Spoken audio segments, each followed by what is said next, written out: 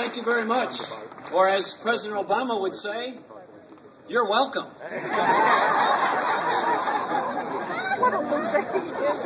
It is a delight to be here with you at the New Hampshire State House. Thanks for coming out on this beautiful spring day, and thanks for being modern-day Paul Revere's patriots who are sounding the alarm and sending the message across this state and the entire United States of America that we're here to take back our country.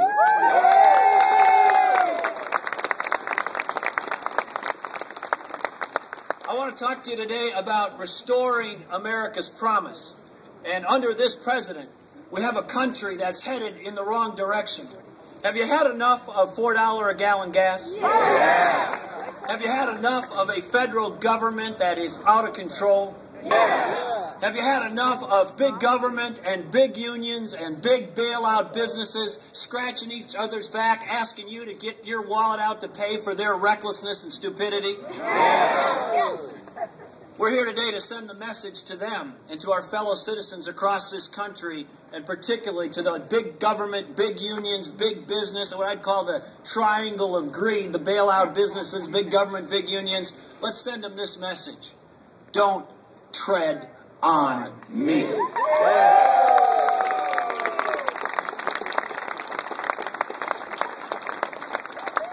Now, to restore America's promise, we need a president who's going to keep the promises that they make to America. Unfortunately, we had candidate Obama say one thing and President Obama do another. He's broken his promise to our country. Now, you'll remember well when he went around the nation as a candidate. And remember one of his great phrases he repeated over and over again. It was, "Yes, we can." Remember that? Yeah. So when we ask the question, did he break his promises to America? The answer is going to be, and we should make sure he says it and we say it, yes, he did. So I got a few questions for you here this afternoon. You remember when candidate Obama said he wouldn't spend one more dime on federal government's budget without paying for it? Do you think that President Obama broke his promise? Yes, he did. Remember, candidate Obama said that he was going to cut the deficit in half during his first term. Did President Obama break his promise to America? Yes, he did. You remember, candidate Obama said, "Oh, we need to fix the health care system, it's broken."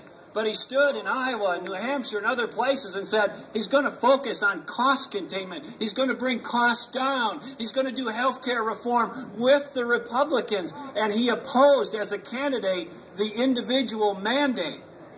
Did President Obama break his promise to America? Yes, he did. Then he said, you know, as a candidate Obama said, "I'm not going to increase taxes on anybody under $250,000 of income." Remember that promise by candidate Obama? And then he passes a health care law that says if you don't comply to the order, the mandate, the heavy hand of the federal government as it relates to health insurance, we're going to tax you. Did President Obama break his promise to America? Yes, he did.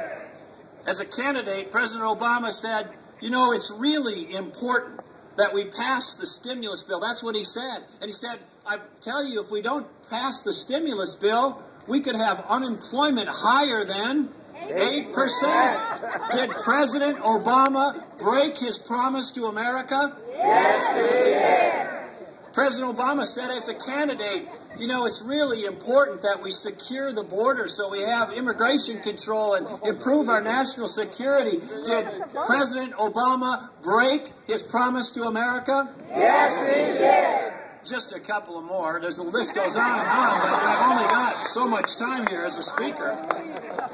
As a senator, Senator Obama says, oh, don't raise the debt ceiling. It's an example of failed leadership. And now he becomes president and wants the debt ceiling raised. Did President Obama break his word to America? Yes, he did. Now, lastly, he says, you know, we can make America's position in the world stronger by being nice to and having dialogue with tyrants and people in places like Iran and our enemies around the world. That was his promise. That's what he held out to us. Did President Obama break his promise to America? Yes, he did. Now, in fairness, I do have to give President Obama credit on at least one thing. He's proven that someone can deserve a Nobel Prize less than Al Gore.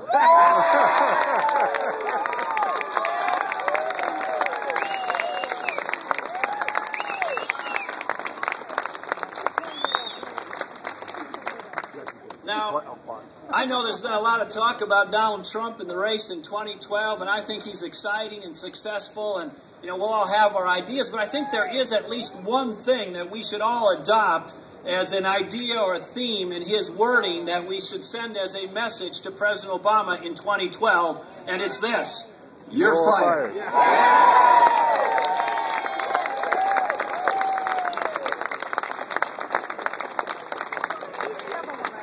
Now we also need to roll up our sleeves and do the work of restoring America's promise. And as you know, America's promise is found not in the government, but in the hearts and minds and souls and spirit of the American people. We can do this one school, one Little League, one PTA meeting at a time, one Girl Scout troop meeting at a time, one church gathering at a time, one Tea Party rally at a time, and one American at a time. America's promise was first and best set out by our founding fathers. And in those glorious framing documents for our nation, they gave us great wisdom. They gave us the roadmap. They gave us the compass settings for our country. And amongst those eloquent and glorious words in those early documents, they said this: we the people, endowed by our Creator with certain unalienable rights. They didn't say endowed by our member of Congress, or endowed by our legislator, or endowed by the county clerk. They said we're endowed by our Creator. God made us free, and the Constitution was designed to maintain and guarantee that freedom.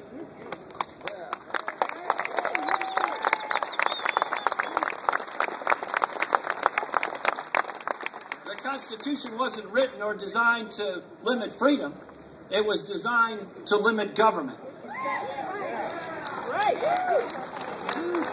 President Obama is confused, however, about some of these principles, and there are many examples. And I want to give you just one of them. I think we should remind him of these things very often. But just as one, we need to remind President Obama that the phrase, in order to form a more perfect union, does not mean coddling the out-of-control public employee unions.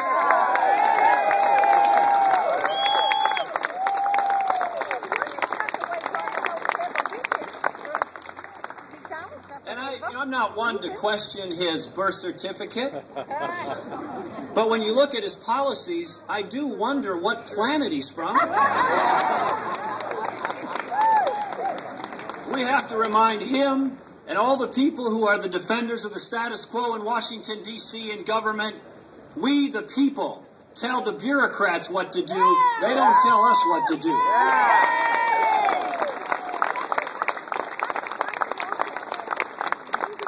Restore America's promise, we also have to restore America's common sense and get back to America's common sense. And there's many examples of this, but I want to go through just a few with you quickly. Now this first one is really quite complex, and I know there's some trackers or filmers here from the Democratic Party, so I want to make sure I say it slowly so even the Democrats can follow along. Are you ready? Because it's kind of hard. I know it's after lunch and some of you may be getting a little tired. Here it is. We can't spend more than we take in. Is it that hard?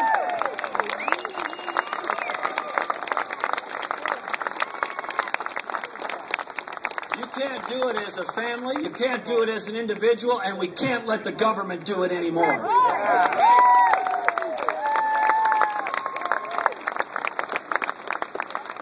Just because we followed Greece into democracy does not mean we should follow them into bankruptcy.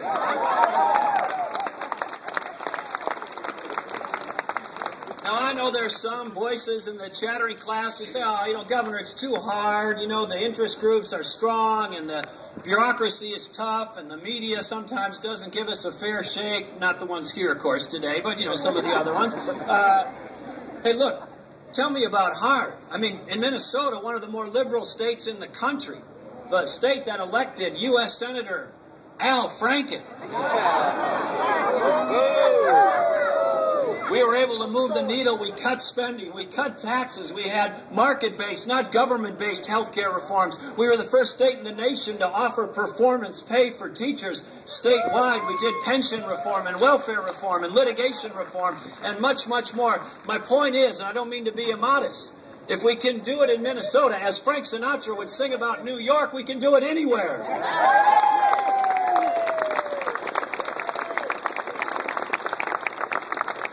It wasn't easy. I had the first government shutdown in 150 years. I had set a record for vetoes, and I had to do a number of other things to get it done, but we got it done.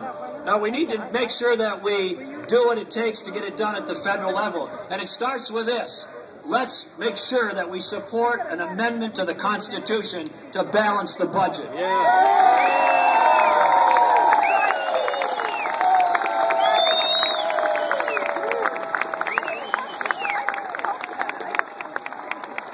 I got an idea for the tax code. Let's throw it out and start over.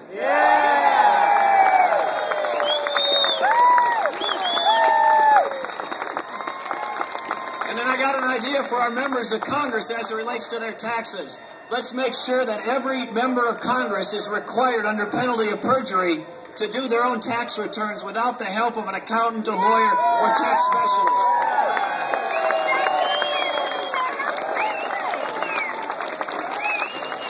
Let them experience personally and each year the incredible burdens and intimidation and cost and expense of this 9,000-page or so monstrosity that is our tax code in Washington, D.C. And one other thing on the taxes. Let's have a supermajority before Congress can pass a tax increase in this country.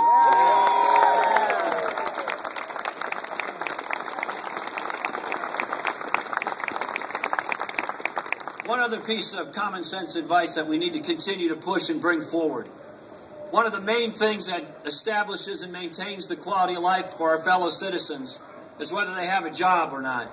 We need to do everything that we can to make sure that this is a state, and my state is the kind of place, and this country is the kind of place that job growers and providers want to start businesses, grow businesses, and provide jobs.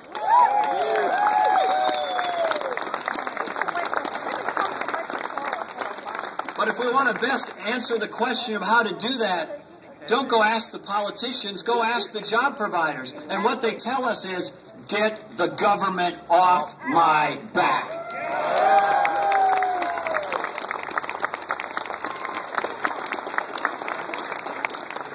This won't be easy. And if security were easy, everybody around the world would be secure. And if prosperity were easy, everybody around the world would be prosperous, but they're not. And if freedom were easy, everybody around the world would be free. But this isn't about easy. This is about rolling up our sleeves. This is about putting our head down and getting the job done for the people of this country.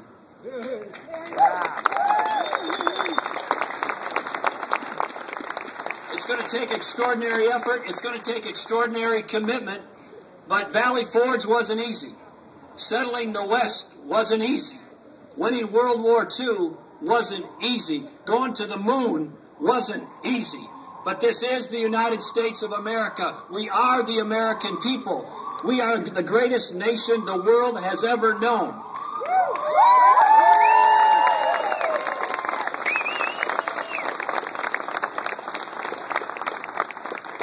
The Founding Fathers created it. Ronald Reagan personified it. Abraham Lincoln stood courageously to defend it. And this nation, under God, shall have a new birth of freedom, and we will not perish from the earth. God bless you. Thank you for coming out today. Thank you for being part of the Tea Party, and let's take back this nation. Thank you very much.